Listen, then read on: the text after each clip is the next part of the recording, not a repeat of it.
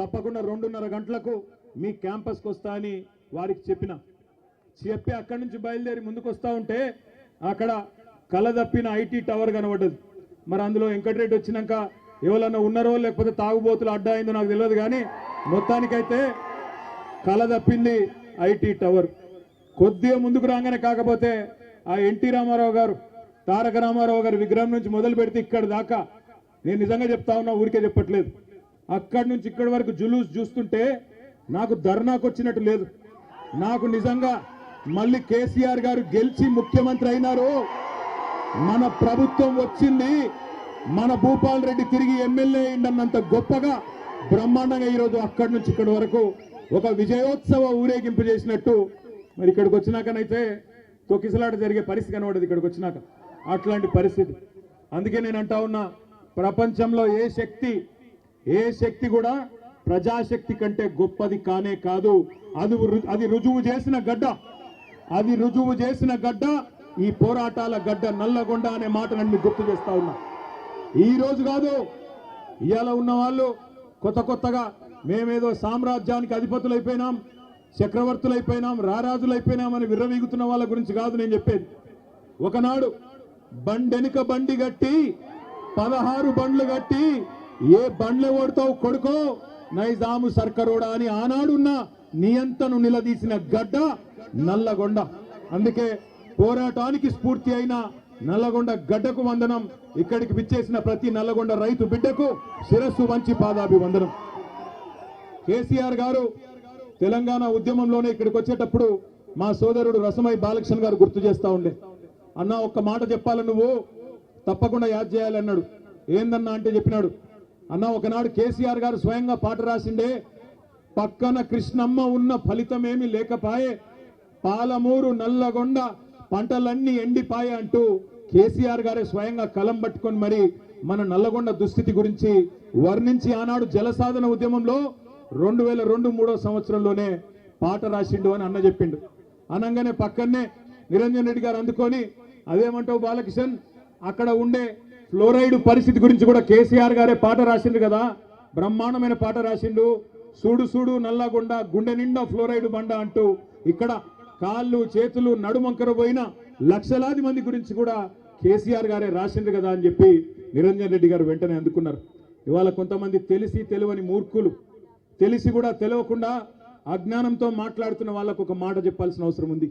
మొన్న అసెంబ్లీలో ఒక మంత్రి గారు అడుగుతాడు, ఏం చేసిండు కేసీఆర్ నల్లగొండకని అడిగిండు.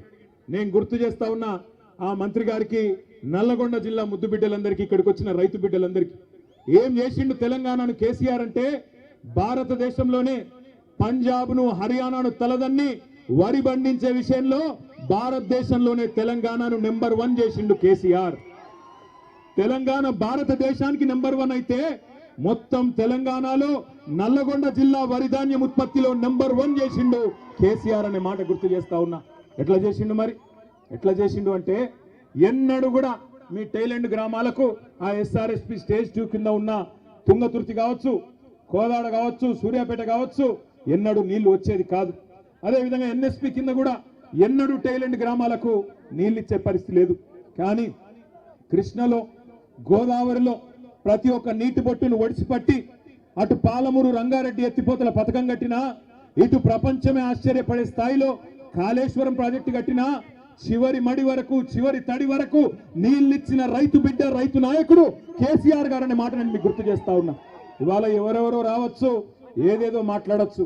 వస్తుంటే మా చిరుమర్తి లింగయ్య గారు పెద్ద కాపర్తి ఆపిండు.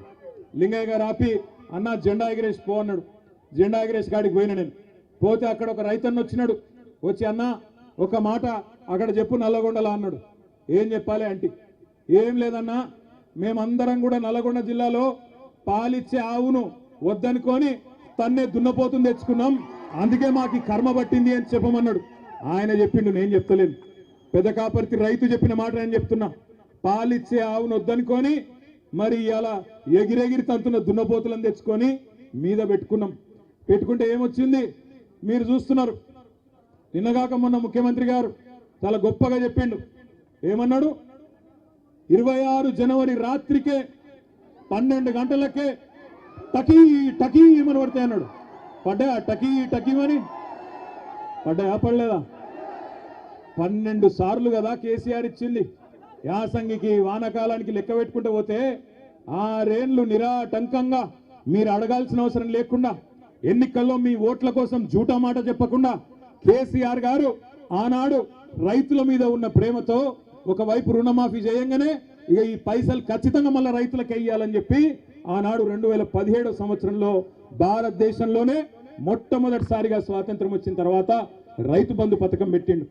ఆ ఒక్క రైతు బంధు పథకంలోనే కేసీఆర్ గారి ప్రభుత్వం మీ ఖాతాల్లో వేసింది 73,000 కోట్ల రూపాయలు 11 విడతలుగా అనే మాట నేను మీకు గుర్తు చేస్తా ఉన్నా. 73,000 కోట్లు వేసినప్పుడు కేసీఆర్ గారు ఎన్నడూ